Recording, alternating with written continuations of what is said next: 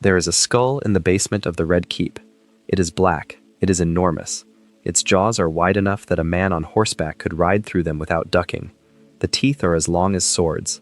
The eye sockets are dark and hollow, and deeper than any pit you have ever looked into. This is Balerion. This is the Black Dread. And this skull, sitting in the dust and the torchlight beneath a castle built on conquest, is the closest thing House Targaryen has to a founding document. Not a charter, not a treaty, not a bloodline traced on parchment. A skull. Because the Targaryens did not earn the Seven Kingdoms through diplomacy or divine right or the slow accumulation of political influence, they burned their way to the throne on the backs of creatures that should not have existed, and for nearly 300 years they held that throne through the memory of fire. That is the story. Not a family, a dynasty built on dragons, sustained by madness, and ended, twice, by the very fire that made them what they were. Welcome to the long night. Get comfortable, settle in, turn the lights down low. This one is going to take a while, because the history of House Targaryen is not a single story. It is a saga that stretches across centuries, from the volcanic doom of an entire civilization to the birth of 3 small dragons on a pyre in the Dothraki Sea. And if you have not subscribed yet, it really does help us keep making these, so consider hitting that button and let us get into it. To understand the Targaryens, you have to start before Westeros. You have to start before the Iron Throne, before King's Landing, before any Targaryen ever set foot on the continent they would come to rule. You have to start in Valyria. The Valyrian Freehold was the greatest civilization the known world had ever produced. It was not a kingdom. It was not an empire in the traditional sense. It was a republic of dragonlords, 40 great families who had discovered dragons in the volcanic mountains known as the 14 Flames, and learned, through sorcery and blood magic, to bind those creatures to their will. The Valyrians conquered everything. They spread across Essos like a tide. They destroyed the Giscari Empire. They built roads that still stand thousands of years later. They forged Valyrian steel, a metal so superior to anything else in the world that a single blade becomes a family heirloom worth more than a castle. And at the center of all of it were the dragons. The dragons were not pets. They were not weapons in the conventional sense. They were the foundation of Valyrian power. Without them, the Freehold was just another civilization. With them, it was untouchable. The Targaryens were one of the 40 dragonlord families, but they were not one of the great ones. They were minor. They were not politically powerful within the Freehold. They did not hold the most dragons or command the largest armies. What they had was something rarer and stranger. They had a daughter named Daenys, and Daenys had dreams. 12 years before the doom of Valyria, Daenys Targaryen dreamed of the destruction of the Freehold. She saw the 14 Flames erupt. She saw the peninsula shatter. She saw the sea rush in to fill the void where a civilization had stood. And her father, Aenar Targaryen, believed her. That is the single most important decision in the entire history of House Targaryen, and it is a decision that rests entirely on faith. Aenar did not have evidence. He had his daughter's vision, and based on that vision, he uprooted his entire family, their household, their retainers, their wealth, and 5 dragons, and relocated to Dragonstone, a small volcanic island off the eastern coast of Westeros. The other dragonlord families mocked them. The Targaryens were leaving the center of the world for a rock in the middle of nowhere. It must have seemed like madness. 12 years later, the doom came. The 14 Flames erupted simultaneously. The peninsula of Valyria was consumed by fire and earthquakes and tidal waves. The Valyrian Freehold, the greatest civilization in the history of the known world, ceased to exist in a single day. Every dragonlord family was destroyed. Every dragon was killed. Every sorcerer, every scholar, every road and tower and monument to 4,000 years of power, gone, swallowed by the earth. The smoking sea now sits where Valyria once stood, and sailors who venture too close report that the water still boils, centuries later. The Targaryens survived. They and their 5 dragons were the only dragonlords left in the world. Think about what that means. In the span of a single catastrophe, House Targaryen went from being a minor family on the margins of a great civilization to being the sole inheritors of that civilization's most powerful legacy. They did not conquer the dragons. They did not outmaneuver their rivals. They listened to a girl who had a dream, and the dream turned out to be true. The Targaryen dynasty begins not with strength or ambition, but with prophecy. And that tension, between the rational and the mystical, between power earned and power inherited, between the fire that creates and the fire that destroys, runs through every generation of this family like a fault line. For roughly a century after the Doom, the Targaryens stayed on Dragonstone. They did not immediately set out to conquer Westeros. They watched, they waited, they bred their dragons, and the world around them changed. The Valyrian Freehold's collapse left a power vacuum across Essos that the free cities rushed to fill. Westeros, across the narrow sea, remained divided into 7 independent kingdoms, each ruled by its own king. The Stormlands, the Reach, the Westerlands, the North, the Iron Islands, the Vale, and Dorne. 7 kingdoms, 7 crowns, 7 sets of ambitions grinding against each other in an endless cycle of border wars and dynastic marriages and petty feuds. And then, roughly 100 years after the Doom, a man named Aegon looked west across the water and decided that all of it would be his. Aegon Targaryen was not the first Targaryen Lord of Dragonstone, but he was the first one who understood what the family's dragons actually meant in a world without Valyria. In the Freehold, the Targaryens had been one family among 40. On Dragonstone, they were the only family with dragons. Period. Nobody else had them. Nobody else could get them. And Aegon understood, with a clarity that borders on ruthlessness, that 3 dragons were enough to remake the political map of an entire continent. He had Balerion, the Black Dread, the largest and most terrifying dragon in the world, the only one of the 5 original Valyrian dragons still alive, now over 100 years old. His sister wife Visenya rode Vhagar, smaller than Balerion but still enormous, still capable of melting stone. His other sister wife Rhaenys rode Meraxes, swift and deadly, 3 dragons, 3 riders, and with them, Aegon set out to conquer 7 kingdoms. The conquest itself is a study in the relationship between overwhelming force and political calculation. Aegon did not simply fly from kingdom to kingdom burning everything. He was strategic. He landed at the mouth of the Blackwater Rush with a small army and built a rudimentary fort on the 3 hills that would later become King's Landing. He sent ravens to every king in Westeros, offering them a choice: bend the knee or burn. Some chose wisely. Torrhen Stark, the king in the north, marched south with his army, saw Aegon's dragons, and knelt without a fight. He became known as the king who knelt, and that decision, pragmatic, humiliating, and ultimately wise, saved the north from dragonfire. The Arryns of the Vale submitted as well. Shara Arryn, the queen regent, surrendered when Visenya landed Vhagar in the courtyard of the Eyrie, a castle considered impregnable, and offered young Ronal Arryn a ride on the dragon. The boy was delighted. His mother bent the knee. Others chose poorly. Harrenhal, king of the Iron Islands and the Riverlands, had just completed construction of Harrenhal, the largest castle in Westeros. It had taken 3 generations to build. Its walls were thicker than any in the realm. Its towers were taller than anything anyone had ever seen. Harren believed his castle was impregnable. He refused to surrender. He told Aegon, essentially, that stone does not burn. Aegon replied, essentially, that Harren was not hiding behind stone. He was hiding behind walls, and walls have openings at the top. That night, Balerion rose above Harrenhal and poured dragonfire down into the castle from above, over the walls, through the open tops of the towers. The stone did not burn, but it melted. The towers of Harrenhal twisted and sagged, like candles left too close to a flame. Harren and his sons roasted alive inside their impregnable fortress. The message was clear. There is no castle that can protect you. There is no wall thick enough. There is no army large enough. The dragons change everything. The most dramatic battle of the conquest was the Field of Fire, the only engagement in which all 3 Targaryen dragons fought together. The combined armies of the Reach and the Westerlands, led by King Mern IX of House Gardner and King Loren Lannister, met Aegon's forces in the northern Reach with a host that vastly outnumbered the Targaryen army. It should have been a decisive victory for the alliance. It was not. Aegon and his sisters unleashed all 3 dragons at once. 4,000 men burned to death. King Mern Gardner died in the flames, and with him died the male line of House Gardner, ending a dynasty that had ruled the Reach for thousands of years. Loren Lannister survived, saw clearly what the future held, and bent the knee. Dorne was the exception. Dorne refused to submit, and used guerrilla tactics to resist the Targaryens. The Dornish hid in the mountains and deserts, refusing to give the dragons a target. When Rhaenys flew Meraxes over Dorne, The Dornish shot the dragon down with a scorpion bolt through the eye.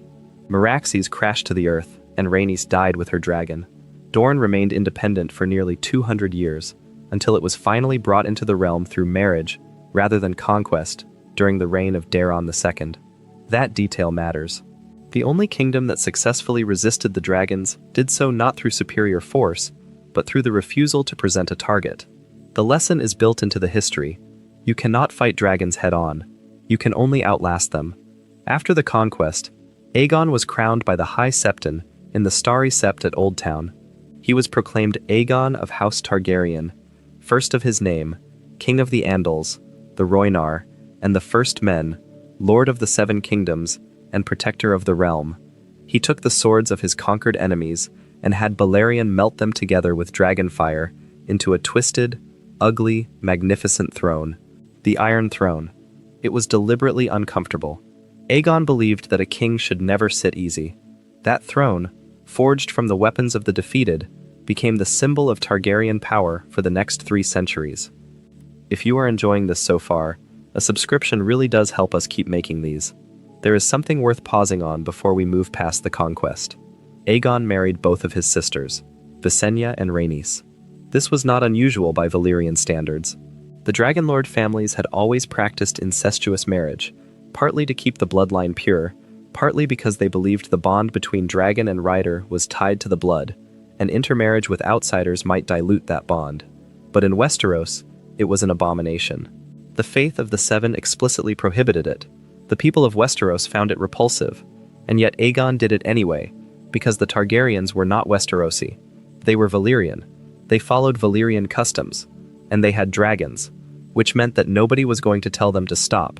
This is the original sin of the Targaryen dynasty, and it echoes through every generation that follows. The incestuous marriages preserved the Valyrian bloodline. They maintained the connection to dragons. They kept the family's power concentrated. But they also produced, with increasing frequency, children who were unstable. Children who heard voices. Children who burned things. Children who believed themselves to be dragons in human form. Sir Barristan Selmy, one of the greatest knights who ever lived, once reflected on this pattern. He said, essentially, that King Jaehaerys had told him that every time a Targaryen is born, the gods flip a coin. On one side, greatness. On the other, madness. And the world holds its breath to see how it will land. That image, the coin, is the most concise description of the Targaryen dynasty ever articulated. Aegon the Conqueror, greatness. Maegor the Cruel, madness. Jaehaerys the Conciliator, greatness. Aerys, the Mad King, madness. Rhaegar, both, somehow, at the same time. Daenerys, the coin spinning in the air for 8 seasons while the whole world watches. The incest is not a footnote. It is the engine of the entire story. Without it, there are no dragons, no throne, no dynasty. And without it, there is no madness, no wildfire, no city burning. The Targaryens built their house on a foundation that was both their greatest strength and their inevitable destruction. Aegon ruled for 37 years and died peacefully on Dragonstone in the year 37 AC, at the age of 64. His reign established the template that every subsequent Targaryen king would either follow or fail to follow. He was firm, but not cruel. He delegated effectively. He understood that the dragons were a deterrent, not a governing philosophy. You cannot rule a continent with fire alone. You need laws and roads and a bureaucracy that functions when the king is not watching. Aegon understood that. His successors did not always share that understanding. His son Aenys I took the throne in 37 AC and immediately revealed the fragility of a dynasty that depends on a single extraordinary resource. Aenys was weak, not evil, not incompetent in every way, but weak in the specific way that matters most for a king. He could not project strength. Rebellions broke out almost immediately. The faith of the Seven, which had always been uncomfortable with the Targaryen practice of incestuous marriage, rose against him. Aenys tried to accommodate. He tried to negotiate. He tried to be reasonable, and every concession he made was read as weakness, which invited further challenge. He ruled for 5 years and died in 42 AC, likely from the stress of ruling a kingdom that refused to respect him. What came next was the opposite. Maegor I, Aegon's second son by Visenya, seized the throne from Aenys' rightful heir and ruled with a brutality that earned him the name Maegor the Cruel. Where Aenys had been too soft, Maegor was pathologically hard. He burned the Sept of Remembrance. He massacred the Faith Militant, the armed wing of the Faith of the Seven, with dragon fire.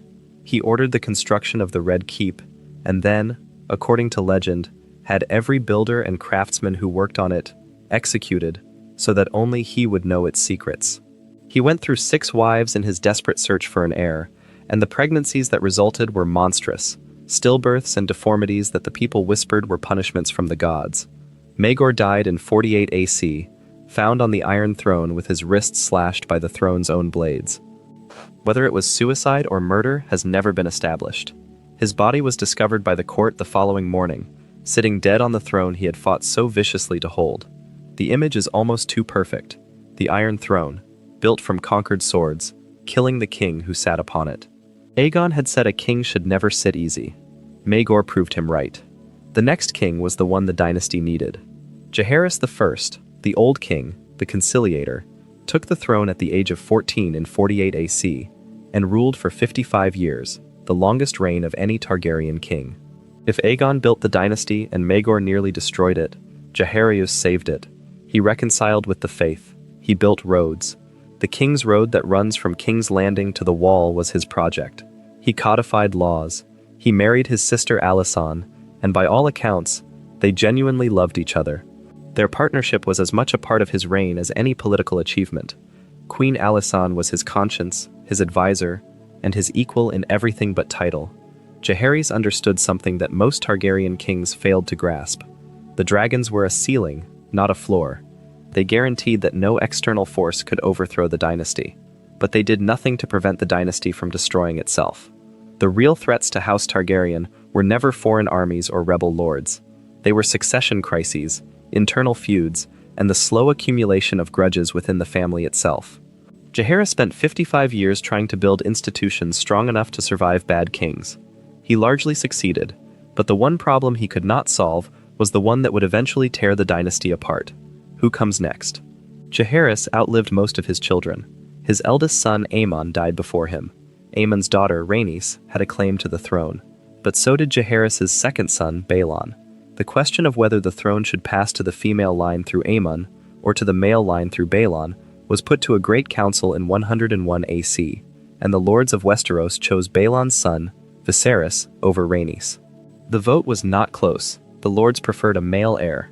That decision, rendered decades before the war it would eventually cause, planted the seed of the Dance of the Dragons. Viserys I took the throne in 103 AC after Jaehaerys' death and ruled for 26 years.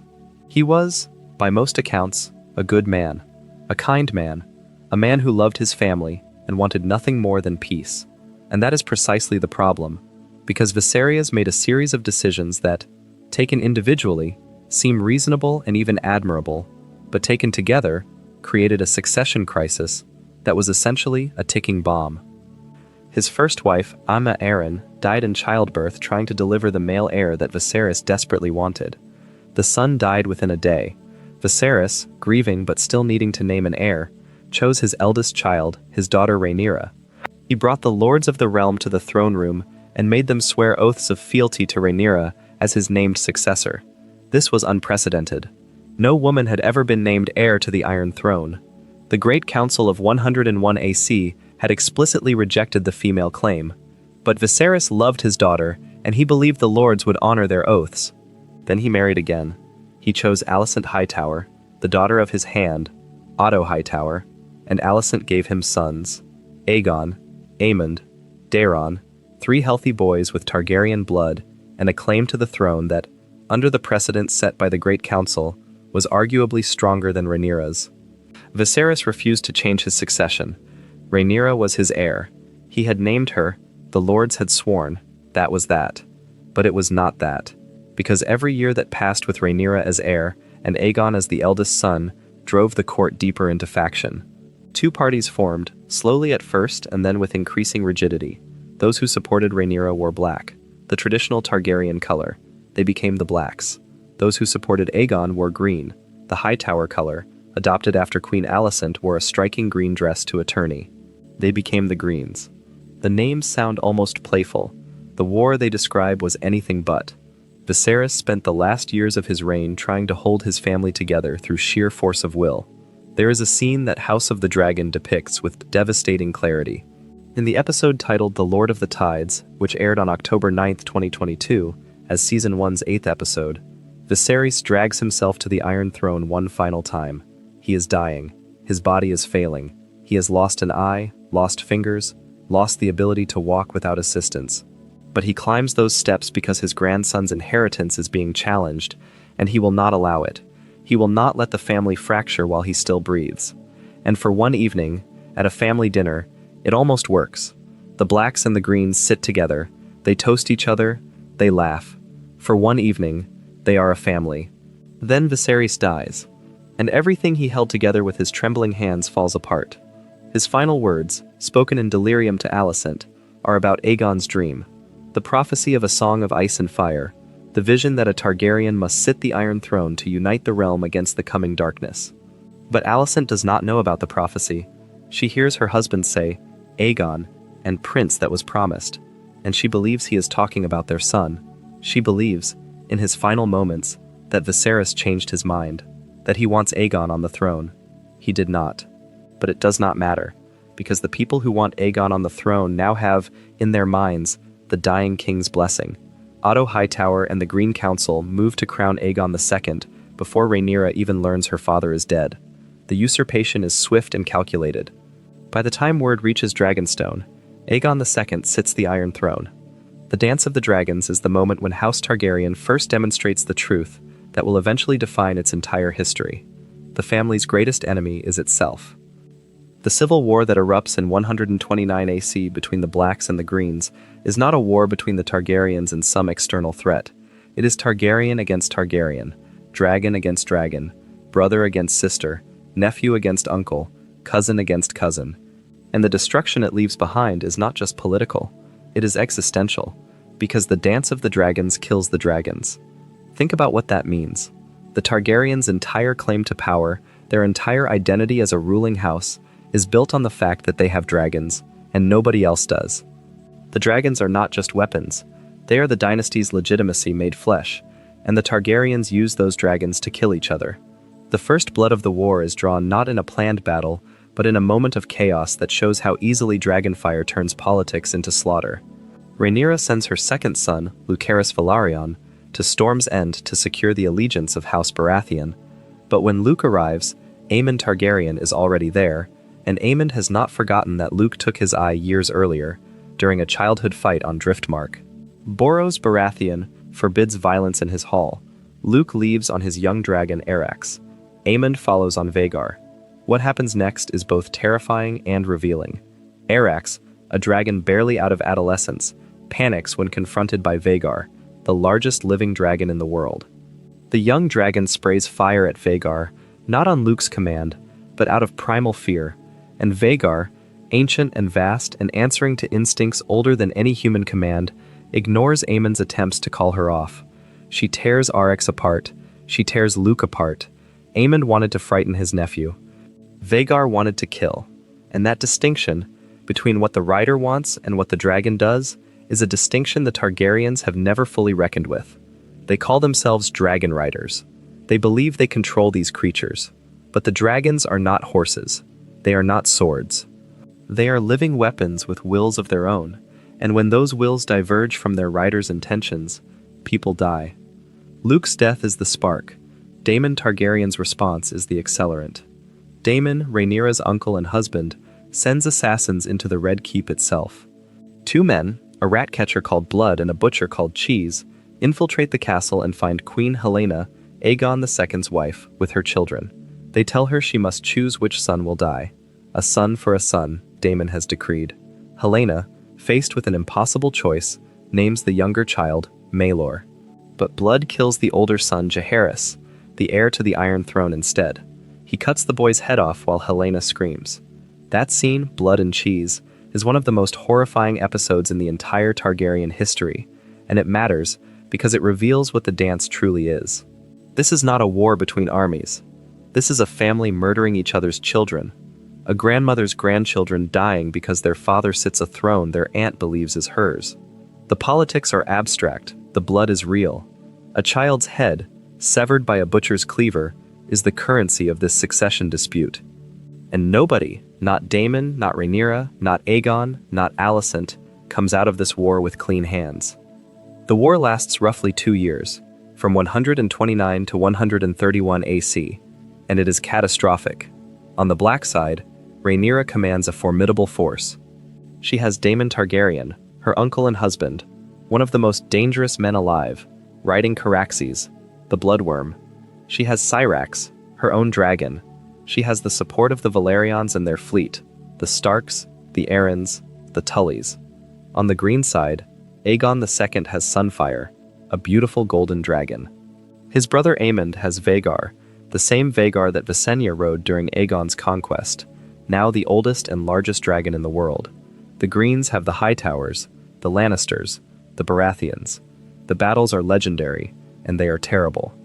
At Rook's Rest, Aegon II and Aemond ambush Rhaenys Targaryen, the queen who never was, and her dragon Meleys. Rhaenys fights. She could have fled. She did not. Meleys and Rhaenys are killed, and Aegon II is so badly burned in the fight that he spends months recovering, his body broken and scarred. At the battle above the God's Eye, the two most dangerous dragon riders in the war meet for the final time. Daemon Targaryen on Caraxes faces Aemon Targaryen on Vhagar above the Great Lake beside Harrenhal. Daemon had waited at Harrenhal, daring Aemon to come and face him. And Aemond came. The two dragons fought in the sky as the sun set. Caraxes locked its jaws around Vhagar's neck, and Daemon, according to the accounts that survive, leapt from his saddle and drove his Valyrian steel sword, Dark Sister, through Aemon's remaining eye. All four, both riders and both dragons, plunged into the God's Eye. Caraxes crawled to shore and died. Vhagar sank. Aemon's body was later found, still strapped to Vhagar's saddle, Dark Sister still embedded in his skull. Daemon's body was never recovered. Let that sit for a second. Two of the greatest dragon riders who ever lived, riding two of the most powerful dragons in the world, destroyed each other. Neither side won that fight. Both sides lost. And that is the dance of the dragons in miniature. Nobody wins, everybody loses. The question is just how much. The war continues after this. Rhaenyra takes King's Landing but cannot hold it. The people turn against her. The dragon keepers lose control of the dragons housed in the dragon pit, and a mob storms the pit and kills several dragons, including Syrax, Rhaenyra's own mount. The small folk, the common people who have no stake in which Targaryen sits the throne, kill dragons with their bare hands and with crude weapons, taking horrific casualties but ultimately succeeding through sheer numbers. The storming of the dragon pit is one of the most significant events in Targaryen history, not because of the tactical implications, but because of what it proves. Dragons can be killed by ordinary people. The mystique is cracked. Rhaenyra flees King's Landing and is eventually captured and brought before Aegon II at Dragonstone. Aegon feeds her to Sunfire. The golden dragon devours the queen while her son watches. That son is Aegon, the younger, who will later take the throne as Aegon III. He is 10 years old when he watches his mother die. Aegon II does not survive long after his victory. He is poisoned by his own supporters, men who realize that the war is lost and that continued resistance under a crippled, bitter king will only bring more destruction. In the end, Rhaenyra's son sits the Iron Throne.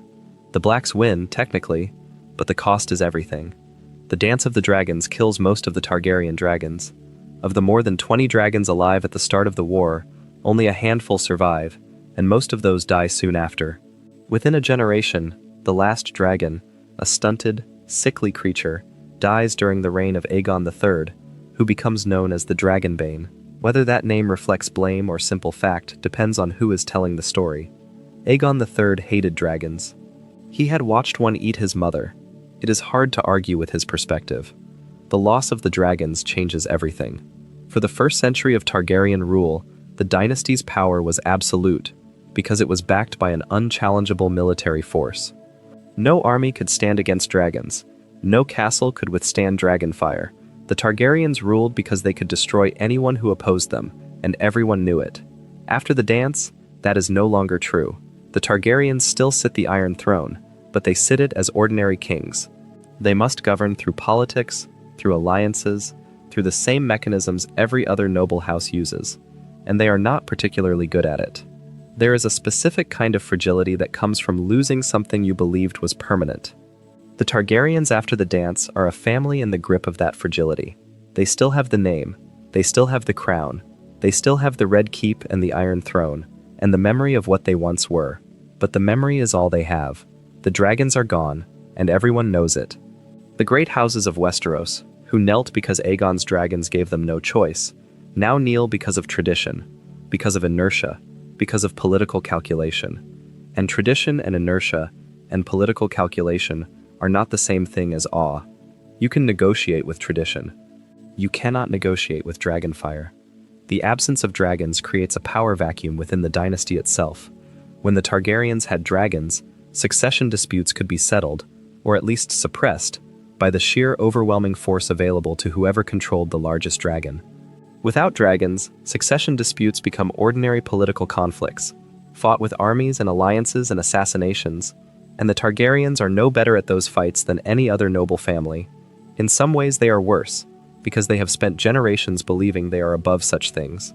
They are dragonlords. They do not scheme, they do not grovel, they do not compromise, except now they must, because the dragons are dead, and the fire has gone out, and they are just people. A quick reminder, if you have not already, subscribing helps us more than you might think. The century and a half between the Dance of the Dragons and the fall of the Targaryen dynasty is a long, slow decline punctuated by moments of competence and catastrophe. It is less dramatic than the conquest or the dance, but it is in many ways more revealing, because it shows what happens to a family that was built around an extraordinary advantage when that advantage disappears. Aegon III, the Dragonbane, ruled from 131 to 157 AC. He was, by most accounts, a competent but deeply unhappy king. He inherited a kingdom shattered by civil war, and he spent his reign quietly rebuilding. He did not inspire. He did not conquer. He administered, and given what the realm had just endured, administration was exactly what was needed. But Aegon III is defined less by what he did than by what he lost.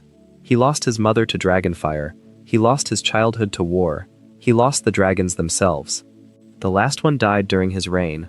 He was the first Targaryen king to rule without dragons, and the weight of that absence hung over everything. Sit with that for a moment. A king whose reign is defined by absence. The absence of his mother, fed to a dragon before his eyes. The absence of joy. Aegon III was known to almost never smile. The absence of the dragons themselves, the creatures that had defined his family for centuries, dying one by one during his reign until the last one, small, sickly, unable to fly, more like a large lizard than the world-conquering beasts of Aegon the Conqueror, simply died. Aegon III watched the last dragon die, and the world changed. The Targaryen monopoly on violence was over. The era of fire was finished. Everything that came after would be different. His son Daeron I, the young dragon, took the throne at 14 and immediately did what young, ambitious kings do. He went to war. Daeron invaded Dorne, the one kingdom that had successfully resisted Aegon the Conqueror, and he conquered it, at 14, with no dragons. The conquest of Dorne is a genuinely impressive military achievement, and it made Daeron a legend in his own lifetime. But holding Dorne proved impossible. The Dornish resisted occupation with the same guerrilla tactics they had used against dragons, and Daeron died at 18, killed during a Dornish rebellion. He had ruled for 4 years. He proved that a Targaryen could conquer without dragons. He also proved that conquering without dragons meant dying without dragons too. His brother Baelor I, the Blessed, was a different kind of king entirely. Baelor was devoutly, almost obsessively religious. He locked his 3 sisters in a tower, the Maiden Vault, to remove them from temptation. He fasted and prayed and walked barefoot through the realm. He forgave the Dornish who killed his brother and negotiated a peace with Dorne. He died in 171 AC, likely from one of his extreme fasts. Baelor is remembered as either a saint or a fool, depending on the teller. The truth is probably somewhere in between. He was a man who genuinely believed in his faith and who used his power to act on that belief. Whether that makes him admirable or dangerous depends entirely on your perspective on power and piety. After Baelor came a period of instability. His uncle Viserys II ruled briefly before dying under suspicious circumstances, and then the throne passed to Aegon IV, known to history as Aegon the Unworthy. If the Targaryen dynasty has a villain who is not the Mad King, it is Aegon IV. He was gluttonous, lecherous, paranoid, and vindictive. He undermined every institution his predecessors had built. He had numerous mistresses and fathered numerous bastards, and on his deathbed in 184 AC, he did the single most destructive thing any Targaryen king ever did, short of burning a city. He legitimized all of his bastard children. This needs to be stated plainly. The Targaryen succession was already fragile. The Dance of the Dragons had proven that disputed successions could tear the realm apart, and Aegon IV, in his final act of spite, created an entire generation of legitimate claimants to the Iron Throne. His bastard son Daemon Blackfyre, a charismatic warrior who wielded the Valyrian steel sword Blackfyre itself, became the figurehead for a rebellion that would haunt the Targaryens for decades. The Blackfyre rebellions, there were 5 of them, stretching across nearly a century, were the long tale of Aegon the Unworthy's deathbed decision. They were never quite existential threats to the dynasty, but they were a constant drain, a perpetual reminder that the Targaryen claim to the throne was not as ironclad as the family wanted to believe. Daemon Blackfyre himself was killed at the Battle of the Redgrass Field in 196 AC, cut down by Bloodraven. Brynden Rivers, another of Aegon IV's bastards, an albino sorcerer who served as Hand of the King and Master of Whisperers, and who would eventually become the Three-Eyed Raven. The connections run deep. The man who would guide Bran Stark to his destiny started as a Targaryen bastard, fighting other Targaryen bastards over a throne their father had made a mockery of. The Blackfyre pretenders carried the Targaryen name and the Targaryen sword, and the Targaryen conviction that the throne was theirs by right. They were, in every meaningful sense, Targaryens fighting Targaryens. Again. The Dance of the Dragons had been fought between siblings. The Blackfyre rebellions were fought between branches of the same family tree, one legitimate and one legitimized, both carrying dragon blood, both convinced of their own righteousness. The pattern repeats. It always repeats. The Targaryens cannot stop fighting themselves. The fire always turns inward. Daeron II, the Good, ruled from 184 to 209 AC, and his greatest achievement was bringing Dorne into the realm at last. Not through conquest, but through marriage. He married Miriam Martell, and the alliance between the Iron Throne and Dorne was sealed with wedding vows rather than dragonfire. It was an acknowledgement, quiet, pragmatic, and profoundly significant, that the Targaryens could no longer afford to rule through force alone. Without dragons, they needed friends. They needed allies. They needed the very thing their ancestors had never required, the willing cooperation of the people they ruled. Daeron understood that. He understood it better than perhaps any Targaryen since Jaehaerys, and he governed accordingly. He died during the Great Spring Sickness, a devastating plague that swept through Westeros in 209 AC, killing him and both of his immediate heirs. The throne passed through a series of kings. Aerys I, who was bookish and delegated most governance to Bloodraven, Maekar I, who died in battle in 233 AC, and then the throne landed on one of the most fascinating Targaryens in the dynasty's history, Aegon V, known as Egg. Aegon V was the 4th son of a 4th son. He was never supposed to be king. He grew up not in the Red Keep but on the roads of Westeros, disguised as a commoner, squiring for a hedge knight named Sir Duncan the Tall. The tales of Duncan Egg, as they are known, are among the most beloved stories in the entire world George R.R. Martin has created, and they matter because they explain why Aegon V was different from every Targaryen who came before him. He had seen how the small folk lived. He had eaten their food, slept in their barns, felt the rain on his face without a castle to retreat to, and when he became king, chosen by a great council in 233 AC after Maekar's death, because every more obvious heir was dead or ineligible, he remembered. Aegon V spent his reign trying to improve the lives of the common people. He passed laws that limited the power of the lords over their small folk. He tried to break the feudal system's most exploitative practices, and the lords hated him for it. They resisted every reform, they obstructed every decree. And Aegon V, sitting on the Iron Throne, without a dragon to enforce his will, was forced to watch his most important initiatives die on the vine. That frustration led him to the event that defines his legacy, the tragedy at Summerhall. In 259 AC, Aegon V attempted to hatch dragon eggs. The details of what happened are unclear, the historical records are incomplete, possibly deliberately destroyed, but the result was a catastrophic fire that destroyed the Targaryen summer palace and killed Aegon V, his eldest son Prince Duncan, and Sir Duncan the Tall, the hedge knight who had become Lord Commander of the Kingsguard. The king who wanted to help the small folk died, trying to resurrect the very weapon that had been used to oppress them. That is not irony, that is tragedy. But Summerhall was not only an ending. On the same night the palace burned, in the midst of the fire and chaos, a child was born. Rhaegar Targaryen, the son of Prince Aerys, who would later rule as Aerys II, came into the world as Summerhall burned. Fire and birth, destruction and creation. The Targaryens could not escape that cycle if they tried. Rhaegar grew up in the shadow of that fire, and it shaped him in ways that nobody fully understood until it was too late. He was not like other Targaryen princes. He was melancholy. He was bookish. He spent his childhood reading scrolls in the great libraries, and one day, the accounts are vague about exactly what he found, he read something that changed him completely. He emerged from his studies and announced that he needed to become a warrior. He picked up a sword and trained with a dedication that surprised everyone who knew him. Whatever he read in those scrolls, it convinced him that he had a role to play, a destiny, a prophecy to fulfill. The prophecy was the prince that was promised, an ancient Valyrian prophecy that foretold the coming of a hero who would save the world from darkness. Rhaegar became convinced at various points in his life that he was this prince. Then he became convinced that his son would be. The prophecy consumed him. It drove his decisions, his relationships, his entire understanding of his purpose in the world. And this is where the Targaryen obsession with prophecy, the same obsession that saved them from the doom of Valyria, becomes something darker. Because Daenerys' dream was a warning, Rhaegar's prophecy was a mandate. Daenerys said flee. Rhaegar said, I must act. And the actions he took in service of that prophecy destroyed his family and plunged the realm into war. Rhaegar believed that the dragon has 3 heads, another piece of the prophecy, and that he needed 3 children to fulfill it. His wife, Elia Martell of Dorne, gave him 2, Rhaenys and Aegon. But Elia's health was fragile, and the maesters told Rhaegar that another pregnancy would kill her. So Rhaegar looked elsewhere.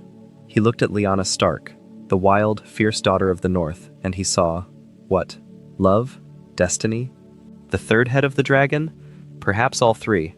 Perhaps the distinction did not matter to a man who had organized his entire life around a prophecy. At the great tourney at Harrenhal, Rhaegar won the jousting competition and was given a crown of winter roses to bestow upon the Queen of Love and Beauty. He rode past his wife Elia and placed the crown in Lyanna's lap. The crowd fell silent. That silence contained the entire future of the 7 kingdoms. A married prince publicly declaring his affection for another man's betrothed, as Lyanna was promised to Robert Baratheon, was not just a scandal, it was a spark in a room full of dry wood. What happened next is a matter of perspective. Robert Baratheon believed Rhaegar kidnapped and raped Lyanna. That belief fueled a rebellion that killed thousands and ended a dynasty. The truth, revealed years later through Bran Stark's visions, is that Rhaegar and Lyanna loved each other. They eloped. Rhaegar had his marriage to Elia annulled and married Lyanna in a secret ceremony. Their son, born at the end of the rebellion in a place called the Tower of Joy, was named Aegon Targaryen. But the truth does not undo the damage. Whether Rhaegar kidnapped Lyanna or loved her is, in a political sense, irrelevant. His actions started a war. His father's madness ensured that war became an extinction event for the dynasty, and his obsession with prophecy, the same kind of prophetic thinking that saved the Targaryens from the doom, led him to make choices that destroyed everything his family had built. The coin, flipping, prophecy as salvation, prophecy as destruction. The same gift, producing opposite results, separated by 300 years. If you are still with us, consider subscribing. It genuinely makes a difference. Aerys II took the throne after his father Jaehaerys II's brief reign of 3 years and began, by most accounts, as a promising king. He was young, charismatic, and full of ambitious ideas for the realm. His hand of the king was Tywin Lannister, the most capable administrator in Westeros, and together they seemed poised to usher in a new golden age. Aerys dreamed of grand projects. Building a new wall, creating a great fleet, turning King's Landing into the greatest city in the world. He was energetic and visionary. And then, slowly, he went mad. The question of what drove Aerys II insane is one that the show explores through implication rather than explanation. The Targaryen tradition of marrying brother to sister, a practice inherited from Valyria, designed to keep the bloodline pure and maintain the bond with dragons, had consequences. King Jaehaerys I once observed that every time a Targaryen is born, the gods flip a coin. On one side, greatness. On the other, madness. It was a pithy observation. It was also a clinical description of what generations of inbreeding can produce. Aerys II landed on the wrong side of that coin. His descent was gradual. Early in his reign, he was merely impulsive and grandiose. He announced projects he never finished. He elevated and discarded favorites. He grew suspicious of Tywin Lannister, his hand, particularly after people began saying that it was Tywin who truly ruled the Seven Kingdoms. That suspicion curdled into paranoia. He began to see enemies everywhere. He appointed and dismissed hands with increasing frequency. He stopped bathing. He stopped cutting his hair. His fingernails grew long and yellow and curled like claws. And then he discovered fire. The show reveals this detail through Jaime Lannister's memories, told to Brienne of Tarth in the baths at Harrenhal. Aerys began burning people alive, not as punishment for specific crimes, as entertainment. He would have his pyromancers ignite wildfire beneath the accused, and he would watch from the Iron Throne as they screamed and writhed. The Mad King found pleasure in fire. He became aroused by it. After particularly brutal executions, he would force himself on his queen, Rhaella, who bore the marks of his violence. This is the darkness at the heart of the Targaryen legacy. The same bloodline that produced Jaehaerys the Conciliator produced Aerys the Mad. The same fire that forged the Iron Throne was used to burn innocent men alive for a king's amusement. The coin did not just flip between greatness and madness. Sometimes it landed on both at once. The event that finally triggered Robert's rebellion was the execution of Rickard and Brandon Stark. Brandon Stark, Ned Stark's older brother, rode to King's Landing to demand the return of his sister Lyanna, who had disappeared with Prince Rhaegar Targaryen. Aerys had Brandon arrested for threatening the life of the Crown Prince. He then summoned Rickard Stark, Brandon's father and Lord of Winterfell, to answer for his son's crime. When Rickard arrived and demanded a trial by combat, Aerys declared that fire was the champion of House Targaryen. Rickard was suspended in his armor above a pyre and roasted alive, while Brandon, tied to a strangulation device, strangled himself trying to reach a sword to save his father. Consider what literally happened there, stripped of all narrative context. A king murdered a lord by burning him alive in his own armor, while forcing the lord's son to watch and then die as well. And then that same king sent word to Jon Arryn, Lord of the Vale, demanding the heads of Ned Stark and Robert Baratheon, the best friends and foster sons of Jon Arryn. Aerys was not content with murdering the Starks who came to him. He wanted to murder the ones who had not. Jon Arryn refused. He called his banners. Robert Baratheon called his. Ned Stark called his. The rebellion had begun. The war itself is not the focus here. That is a story for another video. What matters for the history of House Targaryen is how the dynasty ended. And it ended, as so many Targaryen stories do, with fire. While Robert and Ned fought the war in the field, Aerys retreated deeper into madness. He became convinced that if he could not hold the throne, no one would. He ordered his pyromancers to place caches of wildfire throughout King's Landing, beneath the Great Sept of Baelor, beneath the slums of Flea Bottom, beneath houses and taverns and stables, beneath the Red Keep itself. Thousands of jars of wildfire, enough to consume the entire city and everyone in it. 500,000 people. Aerys planned to burn them all. His last words, repeated over and over as Tywin Lannister's army sacked the city, were "burn them all." And in Aerys's mind, warped beyond recognition by madness, there was even a kind of logic to it. He believed that the fire would transform him, that he would rise from the ashes as a dragon. The Targaryen obsession with fire had come full circle. The dynasty that began with dragon fire would end with wildfire, or it would have, if not for a 17-year-old boy with a white cloak and a sword. Jaime Lannister killed Aerys II. He drove his sword through the Mad King's back and then slit his throat for good measure. He killed the pyromancer Rossard as well, preventing the wildfire plot from being carried out. And then he sat on the Iron Throne, the throne forged by Aegon the Conqueror's dragon, and waited to see who would come through the door. Sit with that image for a moment. A 17-year-old boy in a white cloak, sitting on a throne made of swords, in a room that smells of blood, having just killed the king he swore to protect in order to save the city that king wanted to destroy. Jaime Lannister is, in that moment, the most important person in the history of King's Landing. He has just prevented the deaths of 500,000 people. He has ended the Targaryen dynasty. He has broken the most sacred oath a knight can take. And he is sitting there, in the silence, waiting, because he does not know what comes next. Nobody told him what to do after you kill a king. Nobody writes songs about that. What came through the door was Ned Stark, who found the young Kingsguard sitting on the throne with the king's blood on his sword, and judged him guilty without ever asking why. Ned never learned about the wildfire. He never asked. He saw a knight who had broken his most sacred oath and decided that was all he needed to know. Jaime became the Kingslayer, the most dishonorable man in the Seven Kingdoms, and he carried that name for the rest of his life.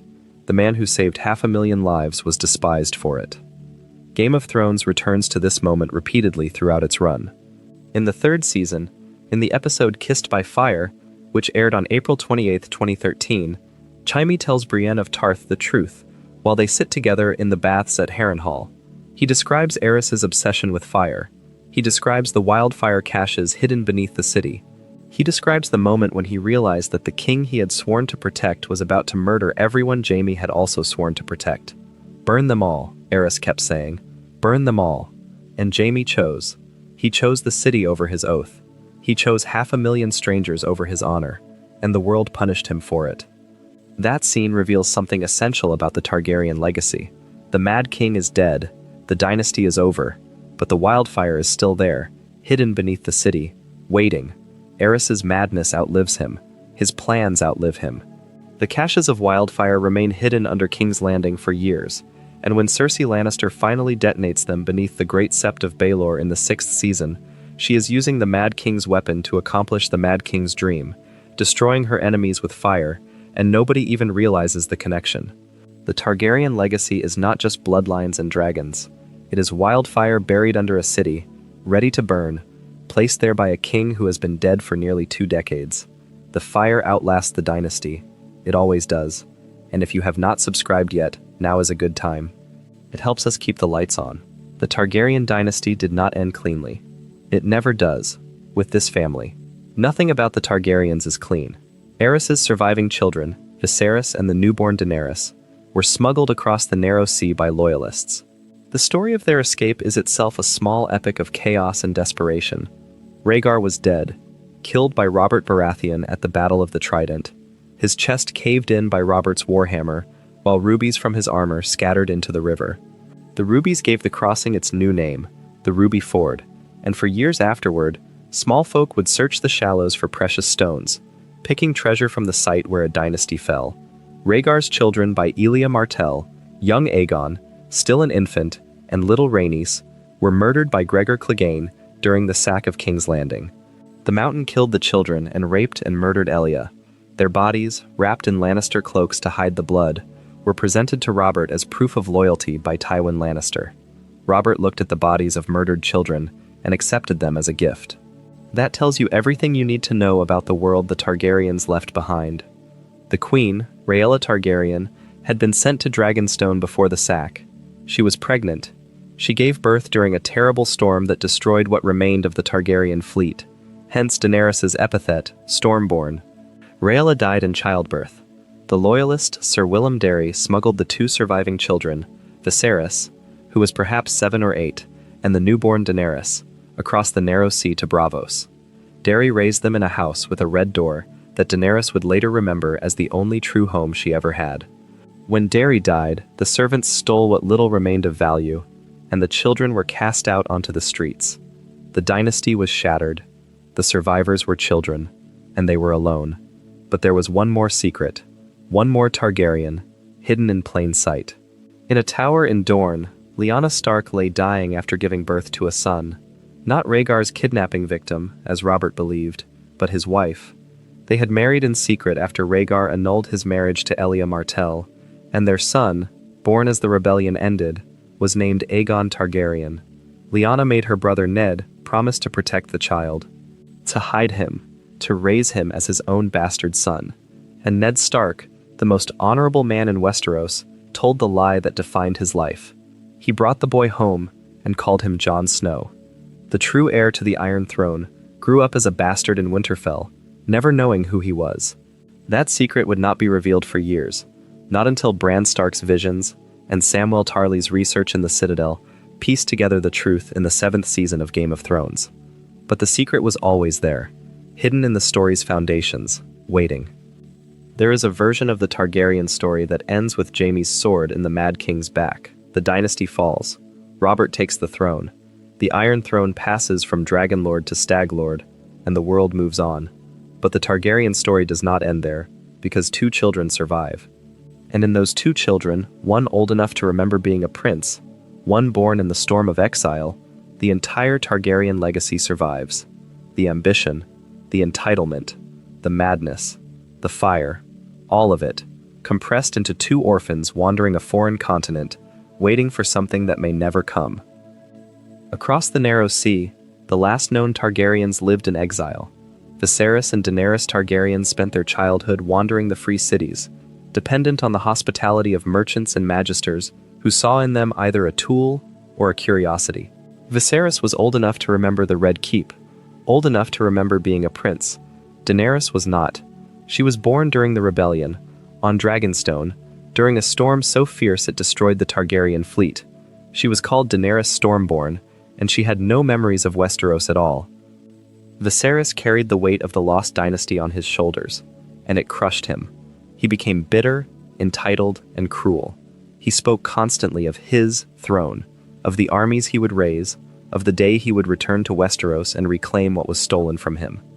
He spoke of this to anyone who would listen, and fewer people did. The Beggar King, they called him, a prince with no kingdom, no army, no money, and no plan beyond the conviction that the world owed him everything. He also used his sister as currency. In the first episode of Game of Thrones, which aired on April 17, 2011, Viserys sells Daenerys to Khal Drogo, the leader of a Dothraki Khalasar of 40,000 warriors. He gives his sister, who in the books is 13 years old and in the show is slightly older, to a man she has never met, in exchange for the promise of an army. He tells her, essentially, that he would let Drogo's entire Khalasar and their horses have her, if it meant getting his army. That is not the behavior of a brother protecting his sister. That is the behavior of a man who has reduced another human being to a transaction. Think about what that scene establishes. The very first time we meet the Targaryens in Game of Thrones, we see one of them selling the other. The dynasty that ruled Westeros for 3 centuries has been reduced to this: a delusional young man bartering his sister's body for soldiers he will never command. The fall from Aegon the Conqueror to Viserys the Beggar King is not just a decline. It is a collapse so total that it circles back around to something almost mythological. The dragonlords who conquered a continent now cannot even command respect in a market square. Daenerys enters her marriage to Drogo as a frightened girl with no power and no agency.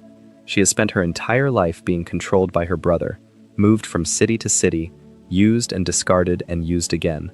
She does not know how to be anything other than what Viserys has made her, a commodity. And then, gradually, she becomes something else. The transformation of Daenerys Targaryen across the first season of Game of Thrones is one of the most carefully constructed character arcs in the show's history. She learns the Dothraki language. She earns Drogo's respect and then his love.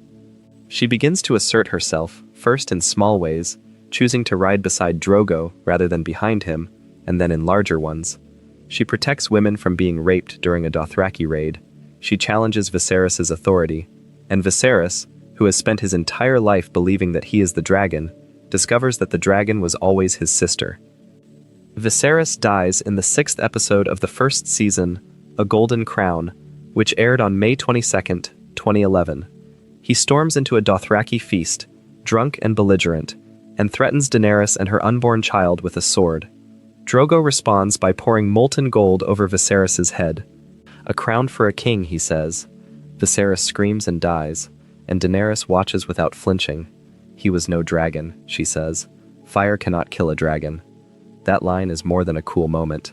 It is Daenerys claiming the Targaryen identity for herself. Viserys spent his whole life insisting he was the rightful king, the true Targaryen, the dragon, and he died screaming. Daenerys, who never claimed anything, who was sold and used and treated as nothing, watches her brother die and pronounces judgment. He was never what he thought he was. She is. There is a pattern here that stretches all the way back to Daenys the Dreamer. The Targaryens who survive are the ones who are underestimated. Daenys was a girl with dreams, and the powerful families of Valyria laughed at her father for believing her. Aegon was one lord on a small island, and the kings of Westeros dismissed him until his dragons proved them wrong. Daenerys is a homeless girl sold to a horse lord, and everyone, Viserys, the Magisters, the spies of King Robert, treats her as a pawn, a footnote, a problem that will solve itself. None of them understand what they are looking at. None of them see the dragon growing inside the girl. The first season ends with the death of Khal Drogo and the birth of dragons. Drogo is wounded in a fight and the wound festers. Daenerys, desperate to save him, turns to a witch named Mirri Maz Duur, who uses blood magic to keep Drogo alive, but alive in body only. His mind is gone. He breathes but does not see, does not speak, does not move. The price of the blood magic was Daenerys' unborn son. Mirri tells her this was intentional. She wanted revenge for the destruction the Dothraki wrought on her people. Drogo may have been Daenerys' husband, but he was Mirri's destroyer. Daenerys smothers Drogo with a pillow and builds a funeral pyre. She places 3 petrified dragon eggs on the pyre, eggs she received as a wedding gift, eggs that everyone believed were nothing more than beautiful stones. She ties Mirri Maz Duur to the pyre as well, and then she walks into the fire. The following morning, Ser Jorah Mormont and the remaining Dothraki find Daenerys sitting in the ashes, unburned, with 3 newly hatched dragons clinging to her body. The first dragons born in over a century and a half, Drogon, Rhaegal, and Viserion. Named for the 3 men who shaped her life, the husband who loved her, the brother who fought for her family, and the brother who sold her. That scene, the final scene of the first season, is the moment when everything changes. Not just for Daenerys, for the world. The dragons are back. The Targaryen legacy, which seemed to have ended with a mad king's death and 2 children in exile, is reborn in fire.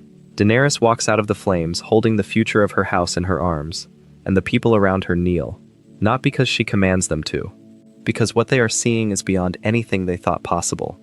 As always, subscribing is the simplest way to support what we do here. The next several seasons trace Daenerys' slow, painful, often frustrating journey from the Dothraki Sea to the shores of Westeros. It is not a straight line, it is not a triumphant march. It is a young woman learning, through failure and loss and compromise, what it actually means to rule. And it is, in many ways, a mirror of the dynasty's own history. Daenerys recapitulates the entire Targaryen experience in a single lifetime. She begins as a refugee. She becomes a conqueror. She rules. She struggles. She compromises. She hardens. She falls. Every Targaryen king who ever lived is echoed somewhere in her journey, and the tragedy is that she carries all of them inside her, the greatness and the madness, and she does not get to choose which one wins. In the second season, she crosses the Red Waste with her tiny Khalasar and arrives in Qarth, a wealthy trading city that is beautiful and treacherous in equal measure. In Qarth, she learns that having dragons does not automatically give you power. The dragons are babies. They cannot fight. They cannot conquer cities. They are a promise, not a weapon, and promises are only valuable to people who believe they will be kept. The warlocks of Qarth try to imprison her in the House of the Undying, hoping to use the dragon's magic for themselves.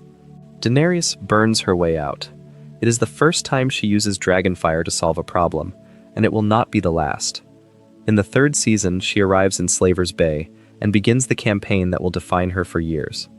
In Astapor, she encounters the Unsullied, slave soldiers, castrated and brutalized from childhood, trained to obey without question.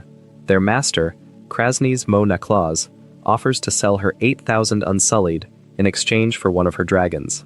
Daenerys agrees. She hands over Drogon, takes the Unsullied's whip of command, and then reveals the truth. She speaks High Valyrian. She has understood every insult Krasny's hurled at her. She orders the Unsullied to kill every slave master in Astapor, commands Drogon to burn Krasny's alive, and frees the entire slave population of the city. The Unsullied, given their freedom, choose to follow her. This sequence, from the episode And Now His Watch Is Ended, which aired on April 21st, 2013, as Season 3's fourth episode, is the moment when Daenerys transforms from a refugee with dragons into a conqueror. The echoes of Aegon are deliberate. Like Aegon, she uses dragons to destroy an enemy who believed himself invulnerable. Like Aegon, she offers a choice: follow me or die.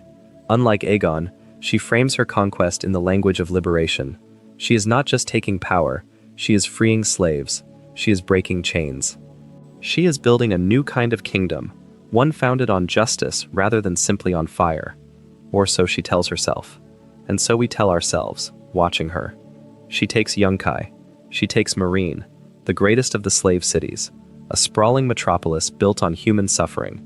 Outside its walls, the masters of Meereen had crucified 163 slave children along the road as a message to the approaching liberator. 163 children nailed to posts, their arms pointing toward Meereen as if giving directions. After Daenerys takes the city, she crucifies 163 masters in return. Eye for eye, child for child. The justice is mathematical and merciless, and it is the first clear sign that Daenerys' moral compass, while pointed in the right direction, operates with a severity that does not distinguish between the guilty and the merely complicit. Some of the masters she crucified had actually opposed the decision to crucify the children. They died anyway. Because Daenerys' justice does not deal in individual cases, it deals in categories: masters and slaves, oppressors and oppressed. That binary is clean and powerful, and it is also, as she will discover, dangerously incomplete. She sits in the Great Pyramid as the self-styled queen of a city that does not want her, surrounded by freed slaves who worship her and masters who despise her. And then something happens that shakes her to her core. A farmer comes before her, weeping, carrying the charred bones of his 3-year-old daughter. Drogon, her largest dragon, the one named for Khal Drogo, has burned the child alive. The dragon did not target the girl. He was hunting livestock, and the girl was in the way. But the result is the same: a dead child, burned by dragonfire. The very force that Daenerys has used to liberate thousands has killed an innocent. Daenerys locks Rhaegal and Viserion in the catacombs beneath the Great Pyramid. She chains her own dragons in a dungeon. The scene from The Children, the finale of Season 4, which aired on June 15, 2014, is devastating. The dragons cry out as the chains are fastened. They do not understand why their mother is imprisoning them, and Daenerys walks away, tears streaming down her face, because she knows that the creatures that make her powerful are also the creatures that will kill innocent people if she cannot control them. She is locking away the source of her identity, the proof that she is a Targaryen, the living fire that defines her, because that fire killed a child. That is not a decision a conqueror makes. That is a decision a ruler makes, and it costs her everything. Without her dragons, Daenerys is vulnerable. The Sons of the Harpy, a resistance movement of former slavers, begin a campaign of assassination and terror. The insurgency grinds on through the 5th season. Daenerys compromises. She reopens the fighting pits, a concession to the old order that tastes like defeat. She tries to be a politician when everything in her blood screams conqueror. The Meereen chapters of Daenerys' story, spanning seasons 4, 5, and much of 6, are often cited as the weakest part of her arc. The pacing slows, the politics become murky, Daenerys seems stuck, treading water in a city that does not matter to the larger story. But that reading misses the point. Meereen is the test. Meereen is where Daenerys discovers that conquering is the easy part. Ruling is hard. Ruling requires compromise. Ruling requires listening to people you disagree with. Ruling requires accepting that you cannot fix everything with fire. There is a moment in Season 5 where Daenerys feeds one of the Meereenese nobles to her dragons. She does not know if he is guilty of supporting the Sons of the Harpy. She does not care. She marches him into the catacombs and watches as Rhaegal and Viserion burn him alive and tear him apart. It is presented as a moment of strength, Daenerys reasserting control. But look at what she is actually doing. She is executing a man without trial based on suspicion, using the exact same method, fire, that her father used. The show does not comment on this parallel. It does not need to. The image does the work. And the question the show is asking, quietly, across all those frustrating Meereen episodes, is whether Daenerys can learn the lesson Meereen is trying to teach her. Whether the blood of the dragon can produce a ruler, not just a conqueror. Whether the Targaryen coin will land on greatness or madness. If you are finding value in this, a subscription goes a long way. Tyrion Lannister arrives in Meereen in the 5th season and becomes Daenerys' advisor, and eventually her hand. His presence changes the dynamic significantly. Tyrion is the most politically astute character in the show. He understands power in a way that Daenerys does not as a force to be wielded, but as a relationship to be managed. He sees in Daenerys something genuine, a desire to make the world better that goes beyond simple ambition. And he also sees the danger. He has seen what Targaryen madness looks like. He grew up in King's Landing, in the shadow of the Mad King's reign. He knows what fire can do when it is wielded by someone who has stopped caring about the people it burns. Tyrion's arrival in Meereen also represents something larger in the Targaryen story, the dynasty's relationship with advisors. The best Targaryen kings, Aegon I, Jaehaerys I, governed well because they listened. They surrounded themselves with capable counselors and trusted their judgment. The worst Targaryen kings, Maegor, Aerys II, destroyed their advisors or ignored them. Daenerys oscillates between these poles throughout her story. She listens to Jorah, then banishes him. She trusts Tyrion, then overrules him. She follows Missandei's counsel, then burns a city. The pattern is there from the beginning, if you know where to look. Each time Daenerys ignores her advisors, the result is fire. Each time she listens, the result is progress. The Targaryen coin does not flip randomly. It flips based on whether the Targaryen in question can hear voices other than their own. The 5th season ends with Daenerys fleeing Meereen on Drogon's back after an attack by the Sons of the Harpy in the fighting pits. The scene is chaotic and desperate. The Sons of the Harpy have infiltrated the arena, and they are slaughtering Daenerys' supporters. Her Unsullied are overwhelmed. Jorah and Daario fight to protect her, and then, from the sky, Drogon arrives.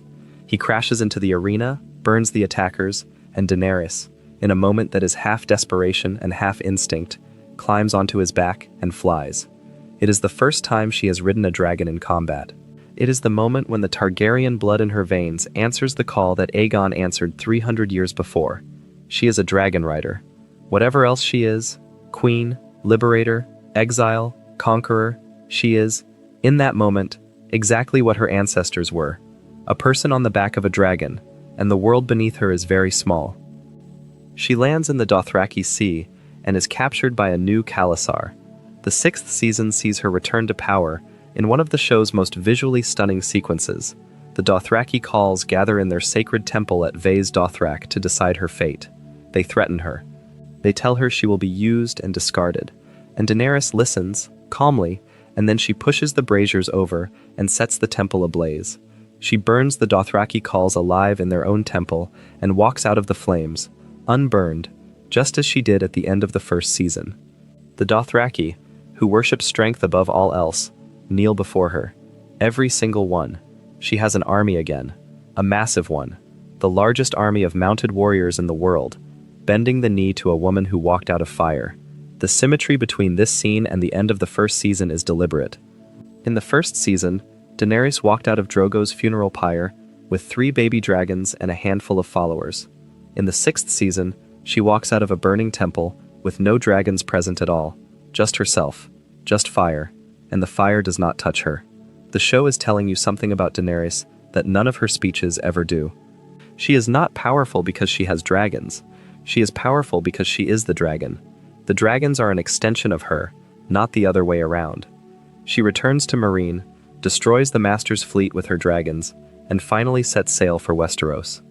The final image of the 6th season, from the episode The Winds of Winter, which aired on June 26, 2016, is Daenerys' armada crossing the narrow sea, her 3 dragons soaring overhead.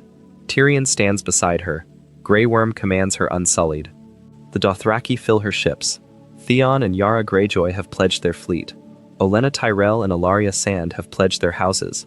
The army Viserys spent his whole life dreaming of, the army he sold his sister to acquire, Daenerys has built on her own. Not through begging or bartering or selling people, through fire and courage and the sheer relentless force of her will. It is the image the show has been building toward for 6 years, the Targaryen restoration, the return of the dragon. Aegon's conquest, 300 years later, led by a woman instead of a man, but the same essential story. Fire and blood, coming home. The 7th season brings Daenerys to Dragonstone, the same island where Aegon launched his conquest, the same island where her family fled after the doom of Valyria. She touches the sand of the beach and the stone of the castle, and she is, for the first time in her life, home. Not the home she remembers, because she was born during a storm and taken away as an infant, but the home that is hers, by right of blood and history and the 3 dragons circling above her. There is a scene in Dragonstone, the Season 7 premiere, which aired on July 16, 2017, where Daenerys walks through the empty throne room of Dragonstone and touches the carved stone table that Aegon the Conqueror once used to plan his conquest. It is shaped like the continent of Westeros, with every mountain and river and coastline carved into its surface. Aegon stood at this table 300 years ago and looked at the same map and saw the same thing Daenerys sees now, a kingdom waiting to be taken. The show holds on her face as she runs her fingers over the stone. She does not speak. She does not need to. 3 centuries of Targaryen history live in that silence. The conquest, the dance, the decline, the fall, the exile, and now, the return. She turns to Tyrion and says, essentially, "Shall we begin?" And it is here, on Dragonstone, that she meets Jon Snow, the king in the north, the man she does not yet know as her nephew, the man who is, by the laws of succession that the Targaryens themselves established, the true heir to the Iron Throne. The relationship between Daenerys and Jon is the final chapter of the Targaryen story, and it contains within it every tension the dynasty has ever faced. The question of blood, the question of succession, the question of who deserves power, the one who was born to it or the one who fought for it. The question that destroyed the realm during the Dance of the Dragons, the question that Viserys I could not answer and Aegon II could not survive, returns one final time, wearing different faces but carrying the same weight. Their relationship is shaped by a secret that neither of them fully understands until it is too late. Jon is Aegon Targaryen, the legitimate son of Rhaegar Targaryen and Lyanna Stark, born in the Tower of Joy as Robert's rebellion ended. His name was chosen by his mother. His identity was hidden by his uncle Ned, who raised him as a bastard to protect him from Robert Baratheon's wrath. Jon grew up believing he was nobody, a bastard with no mother, no name, no claim to anything. He is, in fact, the heir to everything. The reveal comes in the 7th season finale and the 8th season premiere. Bran Stark, now the three-eyed raven, has seen the truth in his visions. The secret marriage of Rhaegar and Lyanna, the birth at the Tower of Joy, Lyanna whispering to Ned, "His name is Aegon Targaryen." Samwell Tarly found the corresponding evidence in the Citadel, a record of Rhaegar's annulment and remarriage. Together, they piece together the truth and tell Jon. Jon does not want it. He does not want to be a Targaryen. He does not want the Iron Throne. He has spent his entire life defining himself against the emptiness of bastard identity, and now he is told that even that identity was a lie. He is not Ned Stark's son. He is not a Stark at all, or at least not only a Stark. He is the product of a love story that started a war, and the war killed thousands, and the lie that followed shaped his entire existence. Daenerys takes it worse. The reveal that Jon is Aegon Targaryen means that her claim to the Iron Throne, the claim she has built her entire identity around, the claim she crossed the world to pursue, is secondary to his. A male heir with a stronger bloodline claim exists, and he is someone she has fallen in love with. The personal and the political collide with devastating force. She asks Jon to keep the secret. He cannot. He tells his sisters, and the secret spreads, and with every person who learns the truth, Daenerys feels her grip on her destiny slipping. The 8th and final season of Game of Thrones, which aired from April 14th to May 19th, 2019, compresses Daenerys' transformation from liberator to destroyer into 6 episodes. Whether that compression is effective or catastrophically rushed is a debate that has not ended and probably never will. But the bones of the story are clear, and the bones are Targaryen bones. They are the bones of a family that has always carried destruction inside its blood, alongside greatness, like a binary star, 2 forces orbiting each other so closely that they look like one light until the moment they tear each other apart. Daenerys arrives in the north to fight the army of the dead. She arrives as a savior. She brings her dragons and her armies to defend a continent that does not love her, that does not even want her, because the threat is too great to ignore. and the North does not thank her. They do not trust her. They look at her and see a Targaryen. They look at her and see the Mad King's daughter. She has spent her entire life trying to be different from her father, and the people she is trying to save cannot see past her name. She loses Viserion beyond the wall. The Night King kills her dragon with a spear of ice, and the dragon falls from the sky and sinks beneath a frozen lake. And then, in one of the show's most disturbing images, Viserion rises again, dead, blue-eyed, breathing ice instead of fire, a Targaryen dragon turned into a weapon against the living. The symbolism is almost too heavy. The Targaryen dynasty's most cherished possession, a dragon, is turned against them. It is used to tear down the wall, the great barrier between the living and the dead, the structure that has protected the realm for 8,000 years. A Targaryen dragon destroys it. She fights in the Battle of Winterfell, the longest battle sequence in television history at the time, and helps save the living. She loses Jorah Mormont, her oldest and most loyal companion, the man who has been with her since the beginning, who loved her and served her, and believed in her when she was nothing but a frightened girl with 3 small dragons. Jorah dies defending her, fighting the undead with a Valyrian steel sword, and his death removes the last person in her inner circle who knew her before she was powerful. The last person who loved Daenerys the person, not Daenerys the queen. She returns south to claim the Iron Throne and loses Rhaegal, her second dragon, shot from the sky by Euron Greyjoy's scorpion bolts in a sudden, shocking ambush. She loses Missandei, her closest friend, who is captured and beheaded by Cersei Lannister on the walls of King's Landing. Missandei's last word is Dracarys, Dragonfire. It is a freed slave's final request to her liberator. Burn them all. That echo, burn them all, connects Missandei's dying word to the Mad King's dying words. The show is not being subtle about what it is doing here. It is drawing a line, a straight, unbroken line from Aerys to Daenerys, from father to daughter, from wildfire to dragonfire. The circumstances are different, the grief is real, but the destination is the same. By the time Daenerys arrives at the gates of King's Landing for the final battle, she has lost 2 of her 3 dragons, her closest advisor, her best friend, and her claim to the throne. She has been betrayed by Varys, who tried to poison her after learning Jon's true identity. She has been isolated from Jon, who pulled away after learning they are related. She sits alone in a dark room, her hair unwashed, her eyes hollow, and she looks like nothing so much as her father. The battle, in the episode titled The Bells, which aired on May 12, 2019, begins as a Targaryen triumph. Drogon destroys the Iron Fleet. He melts the city's defenses. The Golden Company breaks. The Lannister soldiers throw down their weapons. The bells ring. The city surrenders. Daenerys has won. Everything she has fought for across 8 seasons is hers. The Iron Throne is within reach. And then Daenerys does not stop. She looks at the Red Keep, the castle her family built, the castle her father burned for, the castle she has dreamed about since she was old enough to dream, and something in her breaks. Or maybe something in her finally becomes what it was always going to become. She rides Drogon over King's Landing and burns it. Not the defenses, not the army, the city, the streets, the houses, the people, men, women, and children running and screaming as Dragonfire turns the capital to ash. The show does not comment on this. It does not add a voiceover to explain what Daenerys is thinking. It does not cut to a flashback of her father. It just shows you the fire, and the screaming, and the ash falling like snow on a city that is dying. The parallel to Aerys is explicit and intentional. Burn them all, the Mad King said. Daenerys does not say it. She does not need to. She just does it.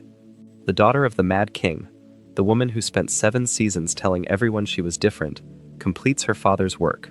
The Targaryen coin lands on madness, and 500,000 people burn. The show does not let you look away. It follows characters through the streets as the fire falls. Arya Stark, covered in ash, stumbles through the destruction, and the camera stays with her, at ground level, showing you what Dragonfire looks like from below. Not glorious, not powerful, just death.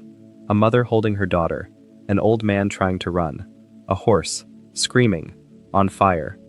These are not enemy soldiers. These are the people Daenerys said she came to liberate. These are the people who were supposed to welcome her as a savior, and she burns them. There is a moment where Arya finds a white horse standing in the ash and rides it out of the city. The image is almost biblical, death on a pale horse. Except the death is not Arya. The death is behind her. The death is everywhere, falling from the sky on dragon wings, wearing the face of the woman the audience spent 8 years rooting for. That is the cruelest thing the show ever does.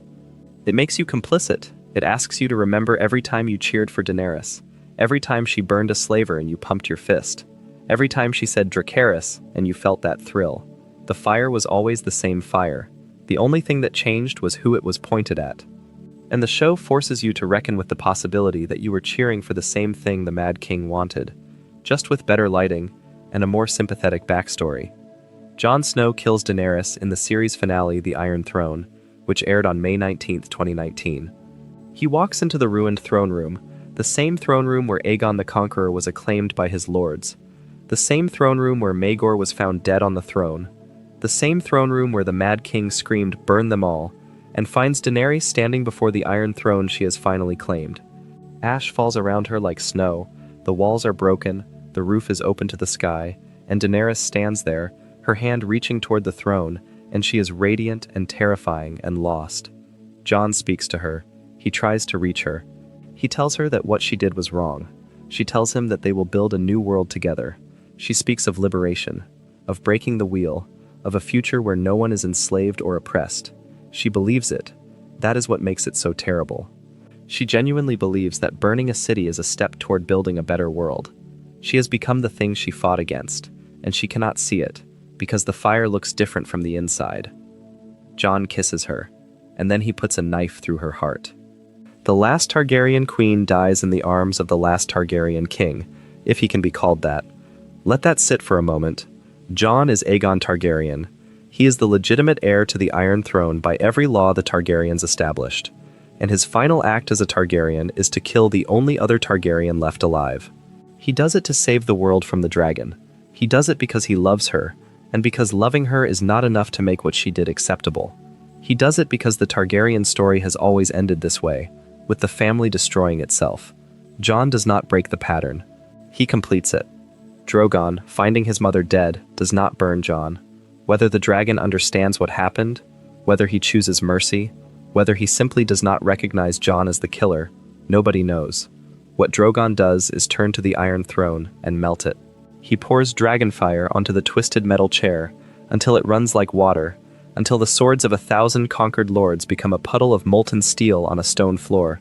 Drogon destroys the thing his mother died for, and then he picks up her body in his claws, gently, like carrying a sleeping child, and flies east. Out of King's Landing, out of Westeros, out of the story. He is the last dragon, the Iron Throne, the symbol that Aegon created from the swords of his conquered enemies, is destroyed by the last dragon in the world, grieving for the last dragonlord. Balerion forged it, Drogon melts it. 300 years of Targaryen power, reduced to slag. That is the end of the Targaryen dynasty. Not with a coronation or a battle or a grand political maneuver, with a dragon melting a chair because his mother is dead and he does not know what else to do. Think about the full arc of this family. Sit with it. Let the weight of it settle.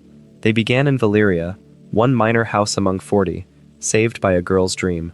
They conquered a continent with 3 dragons and forged a throne from the swords of the defeated. They ruled for 3 centuries, producing kings who were wise, and kings who were monstrous, and kings who were simply mediocre. They destroyed their own dragons in a civil war, fought over which Targaryen deserved to sit a throne that none of them had earned. They declined, slowly, without dragons, into a family sustained by memory and tradition rather than power. They produced a mad king who tried to burn his own capital, a prince who started a war for love, 2 exiled children who wandered the free cities like ghosts, and a young woman who walked into fire and emerged with dragons on her shoulders. And in the end, the fire consumed them, as it always does, as it always was going to. The Targaryens are not a family. They are a thesis about power. They argue that power built on extraordinary force so overwhelming that it cannot be challenged, is inherently unstable. Not because the force will be defeated, but because the people who wield it will turn it on each other. The dragons did not destroy the Targaryens. The Targaryens destroyed themselves. Every generation, every crisis, every coin flip between greatness and madness. The fire was always there, and the fire was always hungry, and eventually it burned through everything the family had built, and left nothing but ash and a melted throne and a dragon flying east with a dead queen in its claws. Fire and blood. That is the Targaryen motto. It is their promise, it is their warning, and it is, in the end, their epitaph. But there is one more thing to say about this family before the story ends. One more observation that changes how you see all of it, from the doom to the throne room. The Targaryens believed they were special. They believed their blood was different. They believed the fire that ran through their veins set them apart from ordinary people, elevated them, made them more than human. And the thing is, they were right. They could ride dragons. They could walk through fire. They could dream the future. These are not metaphors. These are literal abilities that no other family in the world possesses. The Targaryen belief in their own exceptionalism is not delusion, it is fact. And that is precisely what destroys them. Because when you genuinely are exceptional, when the evidence of your own superiority is breathing fire above your head, it becomes almost impossible to accept limits. It becomes almost impossible to believe that rules apply to you. It becomes almost impossible to hear the word no and not reach for the fire. Every generation of Targaryens faces this test. Aegon the Conqueror passed it because he understood that dragons are a responsibility, not a right. Jaehaerys passed it because he governed with wisdom rather than fire. But Maegor failed it. Aerys failed it. And Daenerys, brilliant, brave, grief-stricken, righteous Daenerys, failed it too. Not because she was evil, because she was powerful. And because power, when it is absolute and unquestioned, and built into your very blood, makes it almost impossible to see the line between justice and destruction, between liberation and domination, between being the hero and being the fire.